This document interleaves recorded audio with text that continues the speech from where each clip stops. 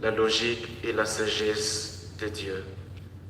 Saint Paul nous l'a dit un peu comme cela, et Jésus-Christ, dans le passage de l'Évangile, à travers cette pêche, va nous montrer quand il appelle et quand il ordonne, c'est plutôt lui qu'on doit suivre et non pas nos propres compétences, nos propres forces ou nos propres expertises. Comme Simon-Pierre a reconnu sa propre indignité et la grandeur de Jésus, il est devenu lui-même totalement comme il devait être, en reconnaissant sa faiblesse et son état de pécheur. Et donc c'est au vu de cette reconnaissance de sa propre indignité que Jésus l'appelle. Il ne l'a pas appelé quand il serait peut-être très propre, très pur, mais le Christ l'a appelé tel qu'il est, pécheur et faible.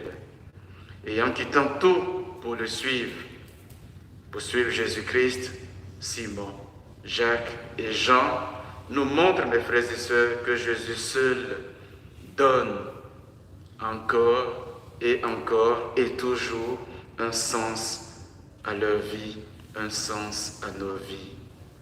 Dieu nous appelle, il ne nous appelle pas dans le vide, mais au milieu des situations complexes, au milieu des frustrations, au milieu de nos imperfections, de nos insatisfactions dans nos vies quotidiennes.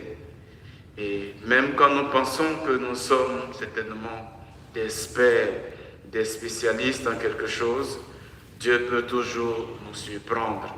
Et c'est ce qu'il a fait en démontrant cela à Simon-Pierre dans cette pêche.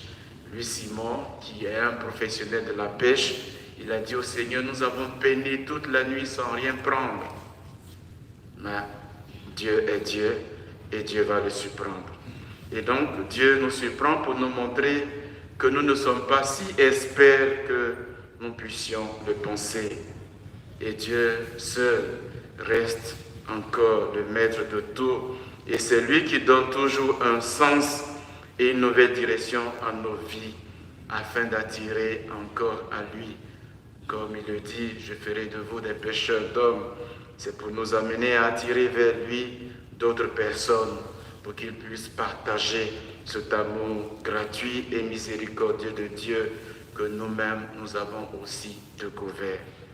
Et la question qui reste à poser, que chacun devait l'appliquer, c'est comment moi aussi, en suivant le Christ, je reconnais ma propre indignité et comment j'arrive à surpasser cela pour suivre non pas ma propre logique et sagesse, mais la logique et la sagesse de Dieu.